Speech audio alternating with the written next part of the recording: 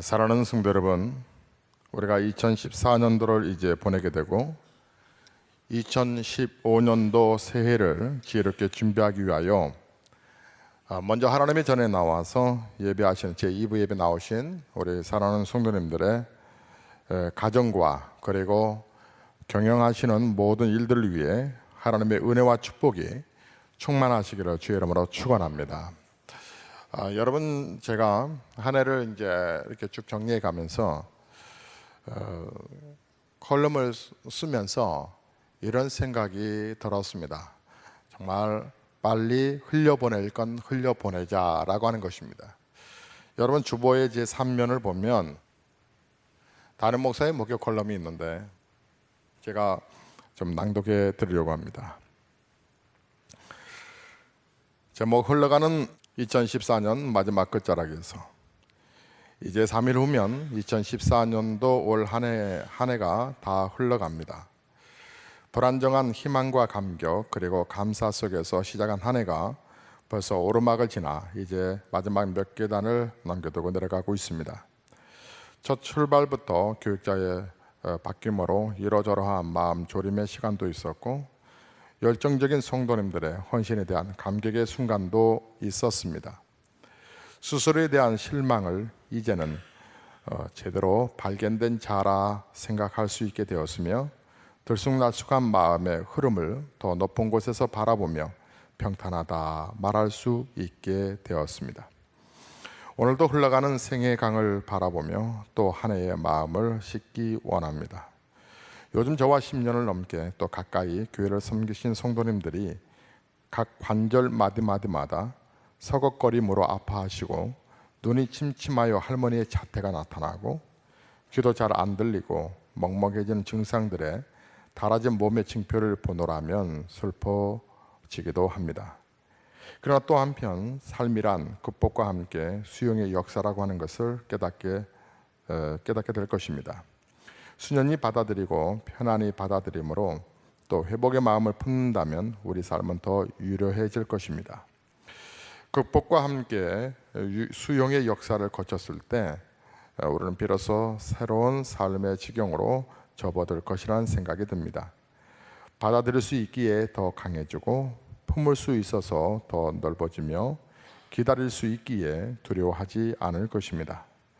강도 흘러가고 사람도 흘러가고 인생의 모든 장면이 흘러갑니다. 그 흘러가는 강물에 우리의 2014년을 살았던 마음을 함께 씻어 흘려보내려고 합니다. 이리저리 부딪혀 상처난 마음도 답답함이 겹쳐진 지친 마음도 실망이 반복돼 또 그럴 것이라고 포기된 마음도 다 씻어보내고 말끔히 새로워집시다. 살다 보면 우리 마음 한켠에 분노, 기질이라는 것이 자리 잡고 있음을 발견할 때가 있습니다. 하지만 인생에서 속 시원히 처리한 일 중에 오랫도록 우리를 시원하게 해줄 일은 없습니다.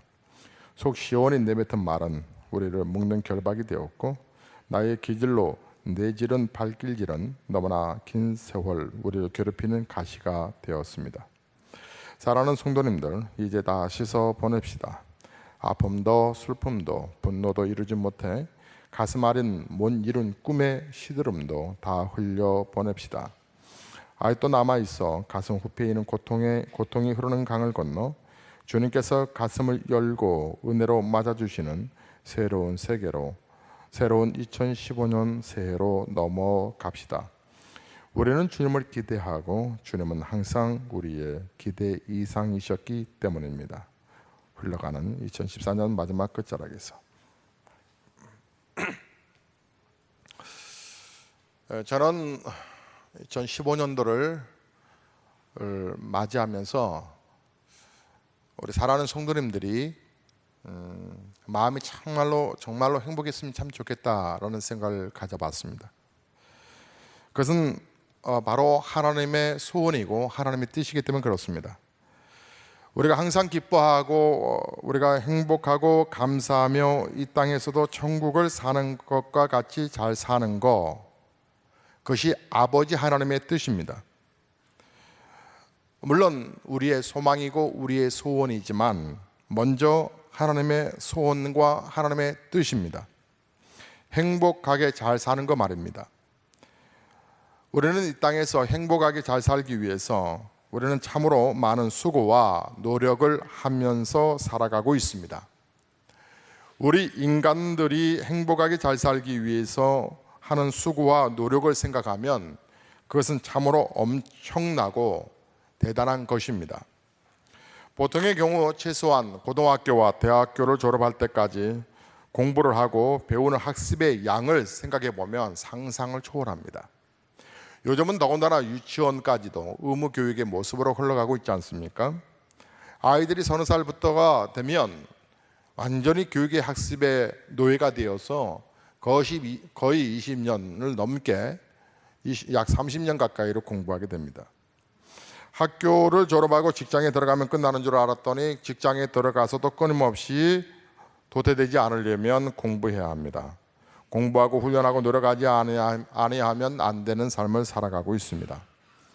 그러나 그렇게 노력함에도 불구하고 세상에 행복하게 잘 사는 사람은 생각처럼 그다지 많지는 않는 것 같습니다. 그 이유가 여러분 무엇인지 여러분 생각해 보셨습니까?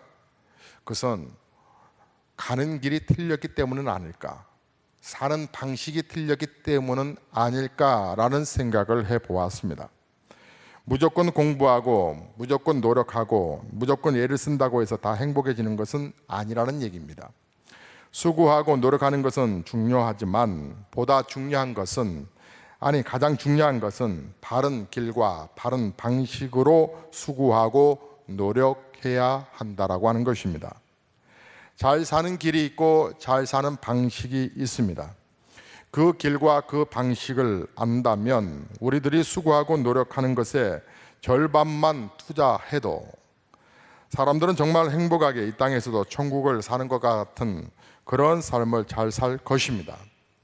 이 땅에서 살아가고 있는 많은 사람들이 잘 살지 못하고 또 행복하게 살지 못하는 가장 큰 이유는 최선을 다하지 않아서가 아니라 길을 잘못 찾은 것입니다.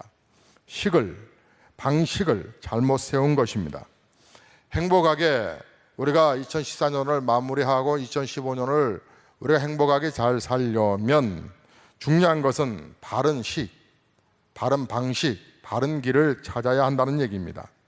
잘 사는 길이 있고 잘 사는 식이 있습니다. 동양의 선조들은 잘 사는 것을 길에서 찾았습니다. 잘 사는 길을 나름대로 찾아냈습니다. 서양의 선조들은 철학을 통해서 진리, 즉 삶의 이치와 방식을 찾으려고 노력했습니다. 저들은 세상과 삶의 길이 있고 식이 있다라고 하는 것을 알았으나 그와 같은 식과 길을 내신 분이 근본적으로 계신다라고 하는 것은 그들은 생각하지 않았습니다. 그와 같은 식과 그와 같은 길을 찾으려고 하였을 뿐 그와 같은 길과 그와 같은 식을 만들고 내신 분에게 근본적으로 찾아와 물으려 하지 않았습니다. 들으려 하지 않았습니다. 가볍게 여겨버렸습니다. 배우려 하지 않았습니다. 성경 요한복음 14장 6절에 예수님께서 말씀하시기를 내가 곧 길이요 진리요 생명이라고 말씀하셨습니다. 그것은 예수님이 이 세상을 창조하신 하나님이시다라고 하는 말씀입니다. 길과 식을 내는 길과 방식은 사람이 내는 것이 아니라 세상과 사람을 창조하신 하나님이 내시는 것이 맞다는 얘기입니다.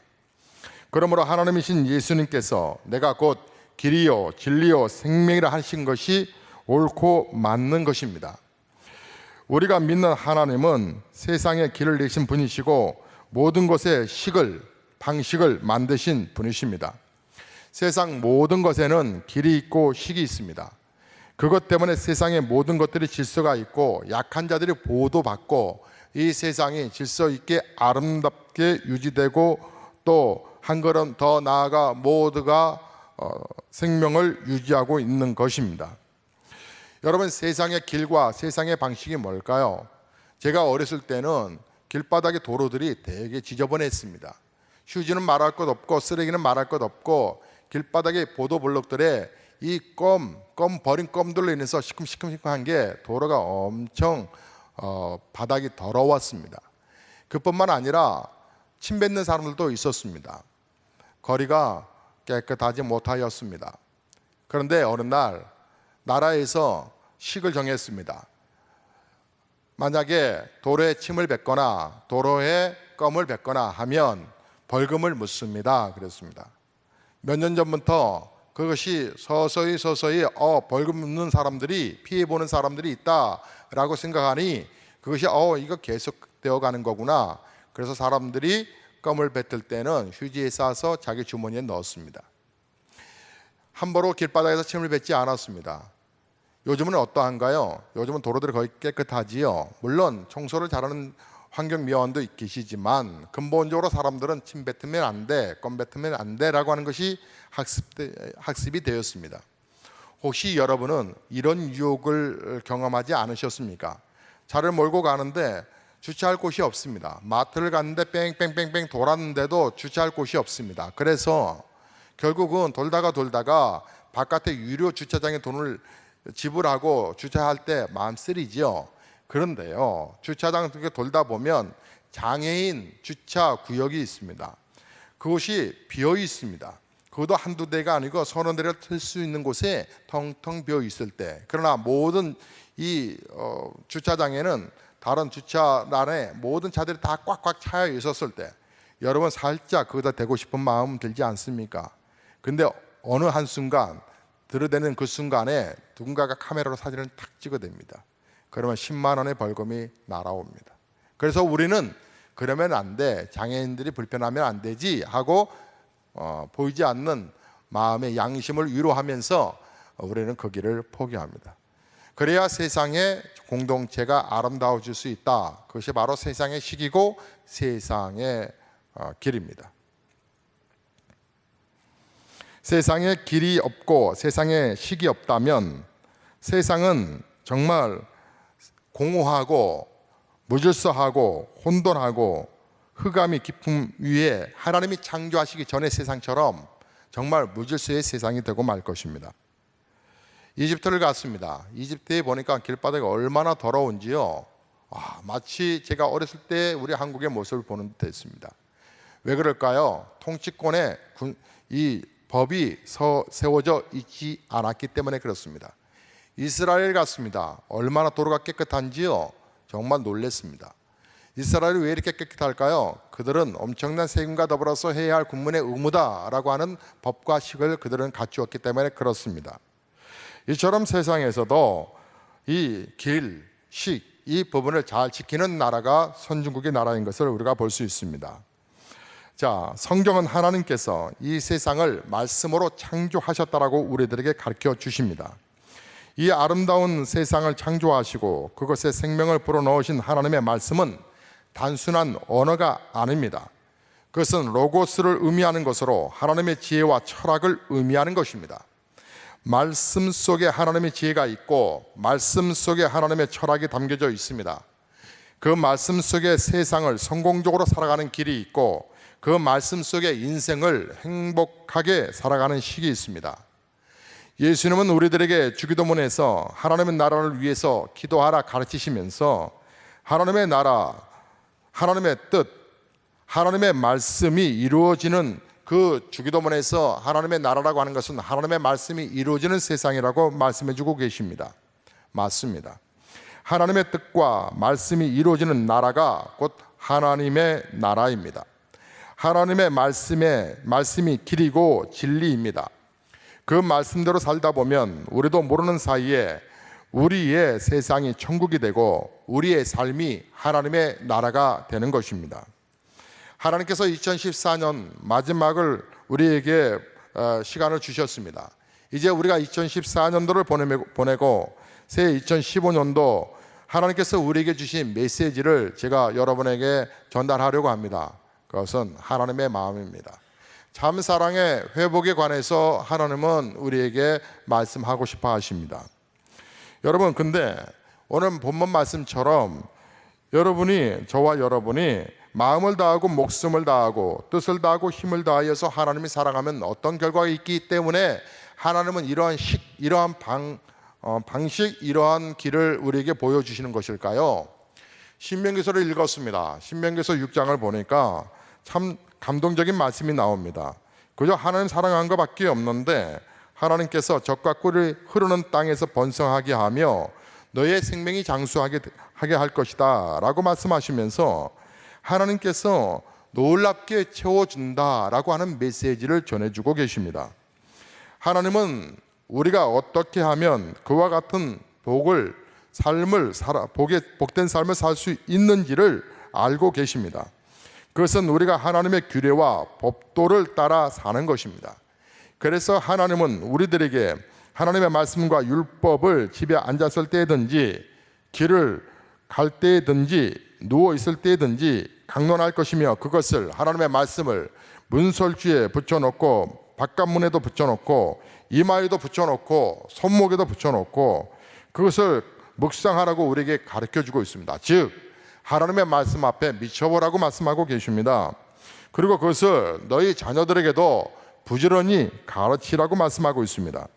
단순히 말씀하시고 딱딱한 이야기를 전하라고 하는 것이 아니라 강권적으로 가슴의 뜨거움을 가지고 가르쳐야 할 것을 말씀하고 있습니다.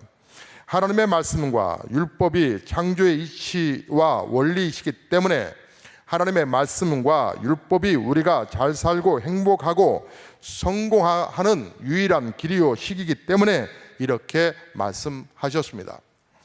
자, 제가 조금 딱딱한 메시지를 전해서 여러분들 서서히 졸음이 올 것입니다. 그러나 좀 여러분 집중하셔야 합니다. 우리 인간은 하나님이 창조하신 피조물 중에 유일하게 자기 스스로 길과 식을 만들어낼 줄 아는 존재입니다. 하나님이 만드신 길과 하나님이 만드신 식을 쫓아 살 수도 있고 하나님과 하나님의 식과 길을 거부하고 스스로 자기 나름대로의 길과 식을 만들어낼 수도 그렇게 살아가는 그런 존재들이기도 하기 때문에 그렇습니다. 우리 인간들은 자기 스스로의 길과 식을 만들어 그 길과 식을 통하는 나름대로의 세상을 만들어 놓았습니다. 그러나 그와 같은 세상은 세상 모두를 위한 아름답고 조화라고 생각하여 만들어 놓았지만 그러나 실상 그것은 그저 자기만을 위한 세상이기 때문에 한쪽이 좋으면 다른 한쪽이 좋지 아니하고 한쪽이 풀리면 다른 한쪽이 묶이는 그런 복잡하고 골치 아픈 세상이 우리가 살아가고 있는 세상입니다. 쉽게 말해서 우리 인간들이 스스로 세워놓은 식과 길은 언뜻 보면 풀리는 것 같고 또 잘 되는 것 같지만 그러나 사실은 문제를 더 복잡하게 만드는 것이고 문제를 해결하는 것 같아 보이지만 오히려 문제를 더 꼬이게 만드는 길과 식입니다. 정치인들이 우리들이 나름대로 이러한 법을 만들어 볼까 이렇게 해볼까 국민의 건강을 위해서 우리나라는 특별히 사람이 자원이니까 사람이 빨리 요절하면 안 되겠다. 일찍 그 폐암으로 죽으면 되겠나? 우리 어떻게 하면 그 생명 살릴까? 생명의 인원의 그 유수한 인원들이 죽으면 되겠는가? 빌 게이츠 같은 사람이 계속 오래 있어야 IT 사람이 발전하지 않는가? 이런 것처럼 우리나라의 사람들의 생명을 좀 잘 보호하는 길이 뭘까? 야, 그거는 담배 안 피는 거야. 담배 안 피게 하려면 뭐 어떻게 해야 될까? 담배값 배로 인상하면 돼. 그래서 얼마 전에 국회에서 담배값을 인상을 시켰습니다. 한 갑에 2,000원이 넘는 값을 했다고 해요. 담배를 안 피는 사람들이야 오르든 마르든 뭐 관심도 없겠지만 담배 피는 분들에게는 정말 애절한 겁니다. 왜냐하면 식사하고 3초 안에 담배를 못 피면 막 기절하려고 하고 막 이 부분에 막 몸부림치는 그런 중독성이 있는 것이 담배이기 때문에 그렇습니다. 더군다나 담배값이 오른다 하니까 사방팔방 남자들이 담배를 이렇게 조금씩 사내는 그런 일들을 지금 돌아다니면서 한답니다. 담배도 한 사람에게는 2갑 이상인가 1갑 이상은 더 이상 팔지도 아니하고요. 그러니 차를 가지고 계속 돌아다니는 겁니다. 1갑 주세요, 1갑 주세요. 왜요? 내년부터는 담배값이 인상된다고 하는 것 때문에 그렇습니다. 그렇게 하면 담배를 끊는 사람들이 더 많아질 것이다 라고 생각해 보긴 하지만 어쨌든 하나의 예이지만 이렇게 해보고 저렇게 해봐도 완벽하지 못한 것이 이 세상의 부분이고 당장은 해결되어 가는 것 같이 보이지만 오히려 더 큰 문제를 꼬이게 만드는 길과 시기라고 하는 것입니다. 인간 나름대로 창조적인 것 같아 보이지만 하나를 창조하면 그 대가로 열을 파괴하는 그런 길과 그런 시기입니다. 우리 인간들은 스스로 만들어 놓은 길과 그 방식 때문에 고통을 당하고 있습니다. 무거운 짐을 지고 기쁨과 평안과 행복을 상실한 채 서서히 죽어가고 있습니다. 이와 같은 삶과 세상에서 구원을 얻고 전혀 다른 세상을 살며 항상 기뻐하며 늘 감사하며 살기 위한 방법은 하나밖에 없습니다. 그것은 길과 식을 바꾸는 것입니다. 자기 스스로 길과 식을 만드는 것이 아니라 하나님이 본래 만드신 길과 그 식으로 자신의 길과 식을 삼는 것입니다. 그리고 그 길로 가는 것입니다. 틀린 길과 식이지만 나름대로의 길과 식이 있는 세상에서 혼자 물론 그 식을 바꾼다 하는 것은 말처럼 쉬운 일은 아닙니다. 그와 같은 행동은 예수님이 말씀하신 좁은 길과 십자가를 지는 고통을 수반하기 때문에 그렇습니다. 그와 같은 어려움과 고통 때문에 하나님을 믿는다 하면서도 막상 하나님의 길과 식을 도입하여 그 말씀대로 살지 못하고 우리가 엉거주춤하게 그렇게 살아가고 있습니다. 그냥 세상에서 죽지 못해 살아가려면 그렇게 엉거주춤하게 적당히 살아도 되지만 하나님이 허락해 주신 귀한 인생을 그렇게 살지 아니하고 하나님이 바라시는 대로 적과 꿀이 흐르는 땅에서 번성하는 삶을 살려고 한다고 하면 잠시 힘들고 어려운 일이 또 어려운 한이 있다 할지라도 그것을 극복하고 새로운 시기의 삶에 도전을 해야만 할 것입니다. 저는 희망찬 2015년도 새해에 사랑하는 여러분들이 바로 이것에 도전하는 그런 목적으로 이제 새해에 꿈을 꿨으면 참 좋겠습니다. 죽으면 죽으리라고 하는 결단하고 인생과 세상에 대하여 진검승부를 한번 걸어보았으면 좋겠습니다. 저는 우리 지난 주간에 교육자들과 함께 하루의 짧은 수양이지만 하나의 목표와 하나의 목적에 대해서 반복의 얘기를 해 주었습니다. 하나님 나라가 이루어가기 위해서 하나님이 우리를 부르셨으니 이 지역에 얼마나 죽어가는 수많은 사람들이 많은고 이 지역에 우리 고양시가 이제 100만 명이 넘어섰습니다. 여러분 100만 명이 넘어간 도시는 이제 우리나라에서 10대 도시 가운데서 고양시입니다. 우리나라 안에서 이 도시 가운데서 10번째 안에 인구 밀도가 높아진 나라 고양시입니다. 우리 교회에 하나님, 제가 그런 기도를 드렸습니다. 하나님, 저에게 1%의 영혼들을 붙여주십시오. 새해를 맞이하면서 목사가의 기도 제목이 1만 명의 영혼을 저희 교회가 감당할 수 있도록 도와주십시오. 1만 명이 1%가 얼마냐면 1만 명입니다. 1만 명. 하나님, 저희 교회에 1만 명의 영혼들을 붙여주세요.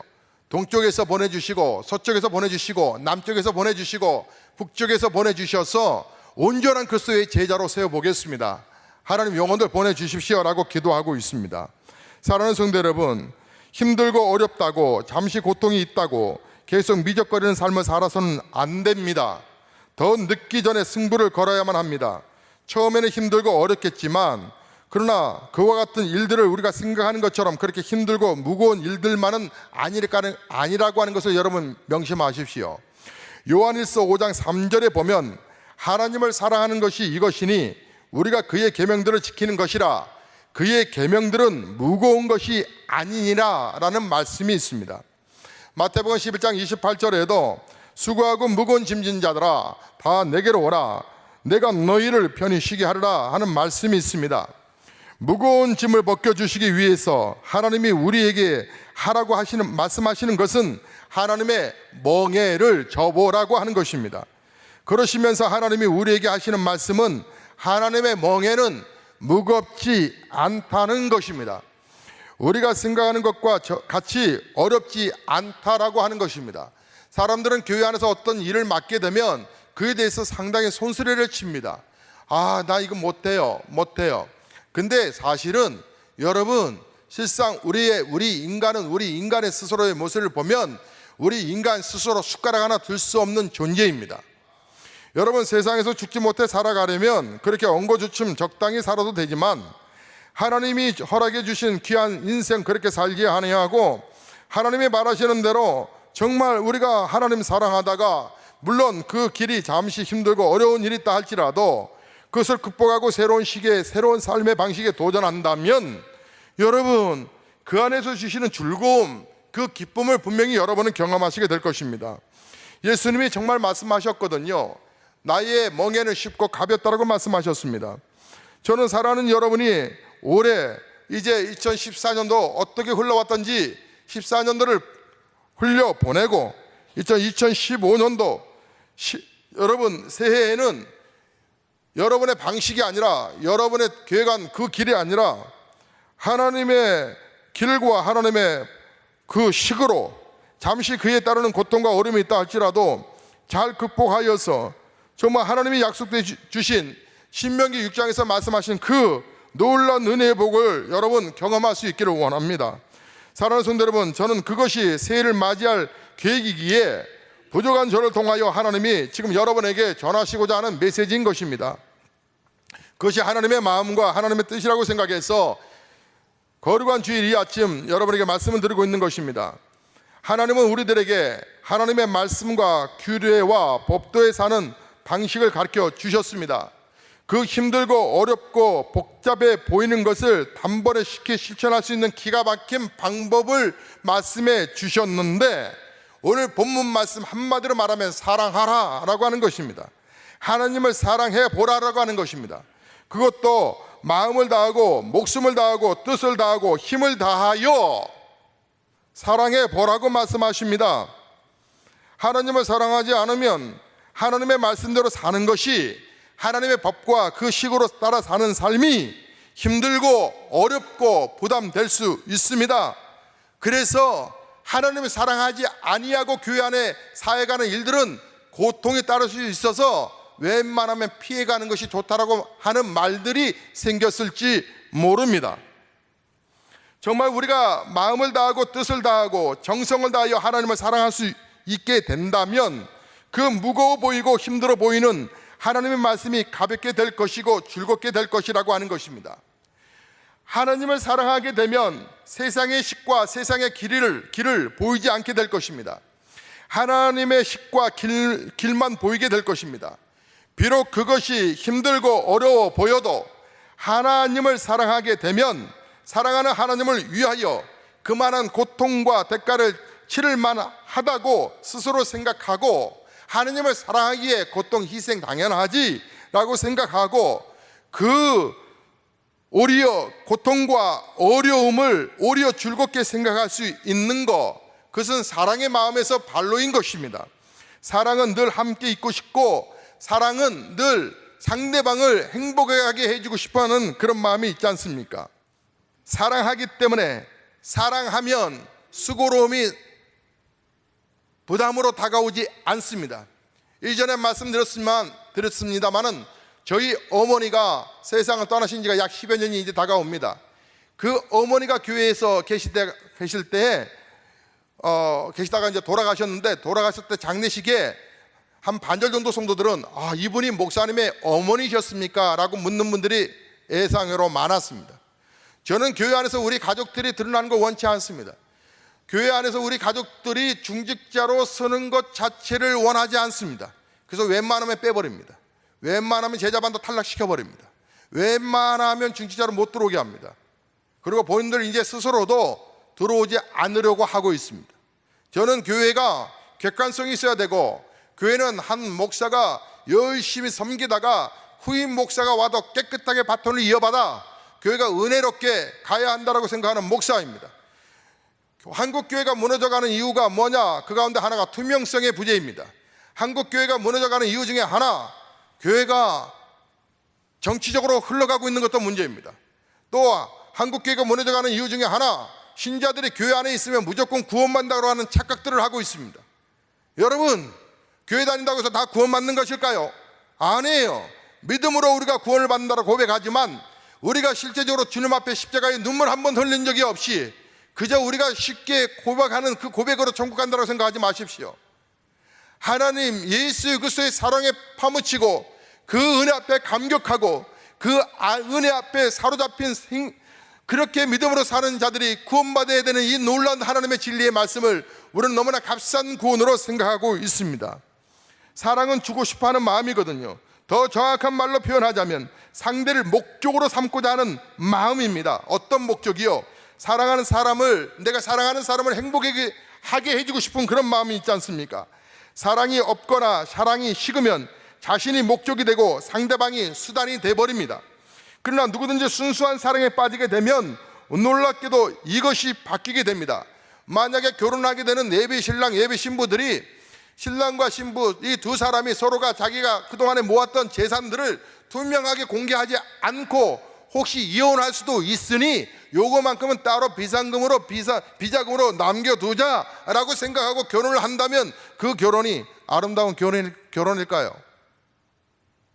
야, 네가 50% 내 50% 하자, 네 500만 원 내 500만 원, 네 5천만 원 내 5천만 원 이렇게 하자라고 생각해서 가정을 꾸려가는 집이 있다면, 내가 한 1억 정도 되는데 5천만 원 혹시 이혼할 수도 있으니 5천만 원 따로 챙겨두고 5천만 원만 꺼내는 그런 부부가 있다면 진정한 사랑이라 말할 수 있을까요? 수단입니다. 분명히 깨질 겁니다. 오빠 괜찮아, 나 오빠 조금 있어도 괜찮아, 나 이만큼 있어, 미안해서. 아니야, 나 사랑하잖아. 그거 하나만으로 모두가 다 물건을 동용할 수 있는 그런 마음이 된다면 아름다운 이쁜 마음, 그 사랑은 계속 유지가 될 것입니다. 사랑은 정말 주고 싶어하는 마음, 더 정확하게 다시 표현하면 상대를 목적으로 삼고자 하는 마음, 상대방을 행복하게 해주고 싶은 그런 목적.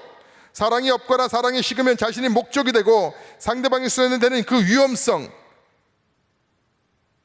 그러나 진정한 사랑은 누구든지 순수한 사랑에 빠지게 되고 놀랍게도 이것이 바뀌게 되고 자신이 수단이 되고 상대방이 목적이 되고, 그때 나타나는 가장 보편적인 현상이 주고 싶어하는 마음이 아니냐는 말씀입니다. 사랑하면 자기 것이 없어집니다. 다 주고 싶어합니다. 자기가 미련해져가고 자기가 가난해져가고 자기가 많은 손해가 있다 할지라도 진정한 사랑은 주는 겁니다. 그래서 남편이 아프면 아내가 신장을 떼줍니다. 아내가 아프면 남편이 신장도 떼어주고 간도 반절이나 뽁 잘라서 줍니다. 사랑하면 자기 것이 없어집니다. 다 주고 싶어합니다. 저희 어머니가 교회에서 신앙생활 하실 때 한 번도 시험 든 적이 없습니다. 물론 섭섭한 것도 있겠지요. 목사 아들도 섭섭한 것도 있을 것입니다. 제가 심부름을 많이 시켰거든요. 또 일도 많이 시켰거든요. 권사님 저 보세요, 화장실에서 좀 다시 한번 좀 청소해야 되지 않겠어요? 이거 저거 주방에서 어머니 묵묵하게 일하셨습니다. 왜요? 자식이 목회하는 교회니까 그저 도와준다는 게 행복하셨기 때문에 그렇습니다. 여러분, 저는 정말 여러분들이 그런 마음으로 교회를 섬기셨으면 좋겠습니다. 내가 교회 온 지 얼마가 안 됐기 때문에 그런 말씀 하지 마십시오. 교회는 먼저 오고 늦게 오고 그 순서가 아닙니다. 한 가족이기 때문에 그렇습니다. 만약에 여러분 막내로 태어난 아이가 나는 이 가정에 소속이 된 지가 얼마 되지 않았으니 저는 떨어지는 부스러기나 먹겠습니다라고 하는, 그렇게 말하는 자식이 어디 있습니까? 가족이 된 이상 가족인 것입니다. 여러분, 한용운 시인이 복종이라고 하는 시를 썼는데 그 시가 감동적이어서 이 시를 전하고 메시지를 마무리하려고 합니다. 이런 시 가운데서 제목은 복종인데 한 소절만 얘기하겠습니다. 사람들은 자유를 좋아한다지만 나는 복종하기를 좋아합니다. 그러나 그가 그 시에서 노래하고 있는 것은 복종이 아니라 사랑입니다. 저는 하나님을 사랑하여 하나님께만 집중하고 하나님의 말씀만 듣고 하나님의 말씀과 명령에 즐겨 순종하는 그런 목사가 되고 싶습니다. 오늘 하나님이 저와 여러분에게 말씀하신 바와 같이 남은 평생을 마음을 다하고 목숨을 다하고 뜻을 다하고 힘을 다하여 주 너의 하나님을 사랑하라 말씀하신 것처럼 우리가 의식이 있든지 무의식이든지 간에 꿈에서도 주님 이렇게 고백할 수 있는 그런, 정말 그런 의식, 그래서 나의 삶 모든 부분에서 늘 하나님과 동행하며 내 삶의 목적으로 하나님을 삼아 나의 모든 것을 그에게 집중하며 쏟으며 살아가며 그분에게만 집중하여 그분 말씀만 들으며, 그분은 나를 자녀라 부르시지만 나는 마치 그분의 종인 것처럼 그렇게 살아갈 수 있는 그런 의식 있는 신자라면, 교회가 왜 피곤해지고 한국교회가 왜 피곤해지겠습니까? 왜 목사들이 왜 그렇게 그 길을 가겠습니까? 사랑하는 여러분, 이제 2015년도 저와 함께 하나님께 올인하고 싶은 마음 들지 않습니까? 하나님께 우리 모두 한번 미쳐보고 싶지 않습니까? 마음을 다해서 사랑하고 있는 힘을 다해서 사랑하고 뜻을 다해서 하나님을 정말 사랑해 보고 싶지 않습니까? 그래서 하나님과 함께 하나님의 길을 걸어가 보고 싶지 아니하십니까? 하나님과 함께 하나님의 식으로 하나님의 길로 살아가 보고 싶지 아니하십니까? 여러분, 이제 신앙생활 새롭게 출발하고 싶지 아니하십니까? 만약에 우리가 그렇게 하나님 앞에 결심하고 걸어간다면 신명기서 6장에서 말씀하시는 메시지는 여러분의 축복이 될 것입니다. 사랑하는 성도 여러분, 우리 교회가 더 새로워지기 위해서 몸부림을 칩니다. 그러기 위해서 하나님의 은혜를 받아야 합니다. 잠시 우리 장로님들과 함께 기도하고 올라왔습니다. 우리가 정말 하나님 온전히 섬겨가기 위해서 우리가 은혜를 받아야 되는데, 오늘 저녁부터 시작되는 부흥성회를 행사로 보지 말라고 그랬습니다. 그래서 장로님들께서 한 분 한 분씩 다 강사는 접대를 하십시오. 그리고 일주일 부흥회를 합니다. 보통 교회들이 2, 3일 하는데 저녁에만 일주일을 합니다. 저녁에만 7시부터 시작해서 메시지는 7시 반에 들어갈 것입니다.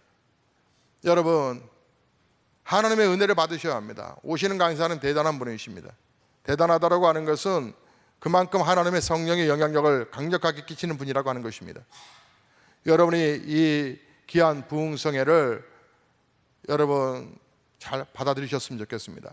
그리고 송구 영신예배가 들고 나서 그 새해부터 시작되는 또 신년 축복성회가 주보를 보시면 쭉 시작되는데, 저는 오늘 저녁부터 금식에 들어갑니다.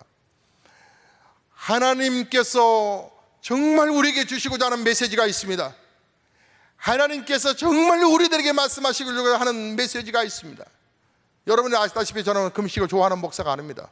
웬만하면 금식 안 하려고 합니다. 그리고 금식할 때마다 고백하는 것이 하나님 다음에는 안 할 거예요, 이렇게 말을 합니다.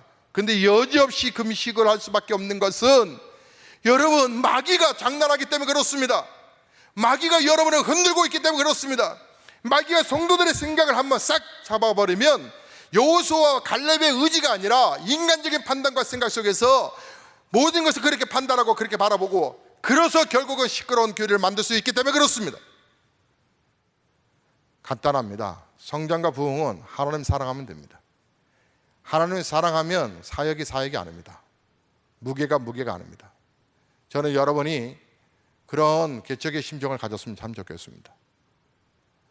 2014년도 마무리하면서 2015년도 하나님 미치도록 사랑해 보십시다. 찬송하겠습니다.